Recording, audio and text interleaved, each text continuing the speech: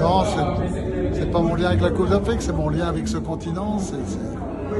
J'ai été baigné dans un monde qui, chez moi, où enfant, on défendait les indépendances africaines, où mon père s'est battu pour toute l'indépendance africaine. Donc, bien évidemment, j'ai été concerné par ce continent tout jeune et j'ai eu la chance de venir y travailler.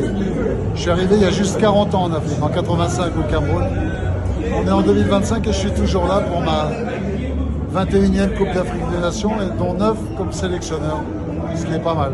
C'est énorme. Merci pour le football africain. Merci beaucoup. Votre réaction? Ouais, Jean-Louis avait découvert sur le tard, pour y vivre, ce continent qu'il avait tout de suite adoré. Quand on perd quelqu'un de cette qualité, c'est dur parce que c'était un vrai mec bien. C'était quelqu'un d'une grande pureté, d'un grand cœur, d'un grand humanisme. Il adorait les joueurs, il adorait le foot. Et moi, je l'avais vu après son limogeage l'année dernière lors de la Coupe d'Afrique des Nations. On s'est bien évidemment souvent vu dans toute notre carrière. Il m'avait appelé avant de venir en Côte d'Ivoire pour me demander ce que j'en pensais, comment je voyais la vie avec une équipe nationale sur ce continent africain. C'est une grosse perte pour le foot parce que c'est quelqu'un qui aimait le jeu football. Kylian Mbappé a vite ici.